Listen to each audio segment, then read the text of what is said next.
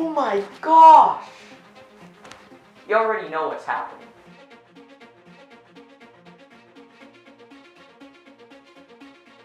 I mean, view this the same as the flu. When somebody sneezes, See a dramatic rise in the number of... We will bring you up to date on the coronavirus pandemic. So, what's the impact of these viruses?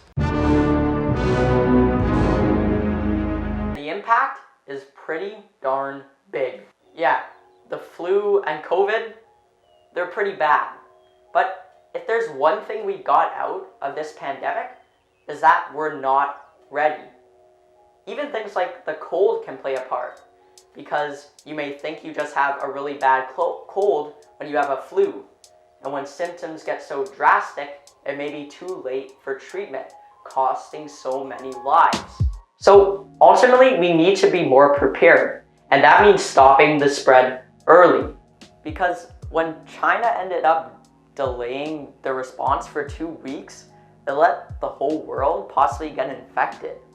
But one of the biggest problems is people don't understand the differences between COVID and flu, or they may not even know they have it, because people react differently. See, nobody is the same. You can't teach somebody the exact same way because they have different weaknesses and different strengths, because their brains are just different. That's who we are. So when it comes down to things like medicine, why are we treating different people the exact same way? It doesn't make sense. I decided to tackle specific problems in people to slow down the spread of diseases by looking at day-to-day data that we can collect on a daily basis on specific people. And using that data, we can analyze trends using machine learning and artificial intelligence. But the thing is, when you look at machine learning data sets right now, all of them are on a variety of people who have the same disease. But in reality, people can react completely different. If we can tell people when they're about to get sick by recognizing trends in their past times, then we could tell them to stay home, preventing the spread of things like flu and COVID. Plus, people can just go to the hospital earlier and get treatment so they just don't die. So, what data are you collecting? In order for this to work, the data has to be easy to collect. So this would include things like your pulse, blood pressure, systolic and diastolic, as well as your temperature, and some yes or no answers. Do you have a headache, a cough, or a runny nose? And because the data is easy to collect, we can use up-and-coming IoT devices. We already know your Apple Watch can measure things like your heart rate. So what if we could expand that? Also, there's other people looking at startups, for example, Salutem, and how we can measure these stats day to day. Even though we have all the data now, there are still 2 things we have to do. The first thing is making sure it's not biased. You're going to be healthy a lot more days than you are sick, so we need the model to learn by giving it equal amounts of healthy and sick data so that it doesn't just predict you're healthy every day. The last thing we have to do is normalization. Let's say I sold some cupcakes every day after school for an hour. And usually I would sell 7, 6, 4, 3 cupcakes a day. But then one day, there's this huge event near my house, and I end up selling 200 cupcakes. Now, the average of that data can cause some inconsistencies in the model. So we essentially just wanted to understand the maximum and minimum point. And we do this by scaling all the values between 0 and 1. This would be done with all the data we collect in our inputs. Now that all the data is ready, there are 2 models we can use to tackle this problem.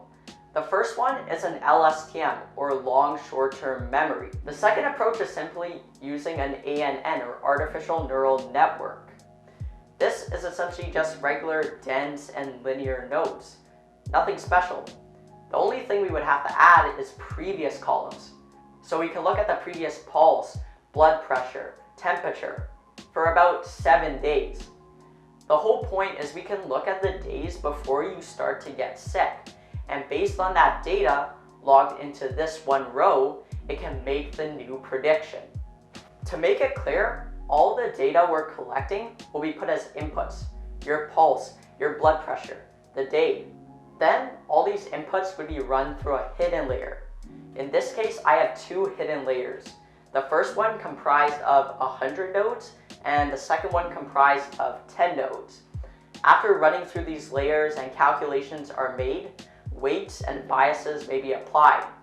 For example, it may recognize that flu is heavily connected with a high temperature and a headache, but the coronavirus may be a high temperature without a headache. So then these biases and weights can be applied to those specific inputs so they're weighted more into the output. And the output is simply represented as 0 for healthy, 1 for flu, 2 for cold, and 3 for coronavirus. After testing the model, I had an accuracy of 92%. So after all this, what does it really mean? Well, it will take time for you to individually log your data and see results. The model will have to learn time after time. So it may not be the best for COVID, but it could definitely help with seasonal flus. The biggest case scenario this can help with is the next pandemic. If we have machine learning algorithms reading people's data almost every day, we can spot something completely unique in that data, possibly a new pandemic. And after learning from this pandemic, stopping it early is key. Overall, COVID just spread really quickly. It's not extremely deadly. So what if the next pandemic spreads quickly and is extremely deadly, like Ebola? Well, that's what we're gonna need this for.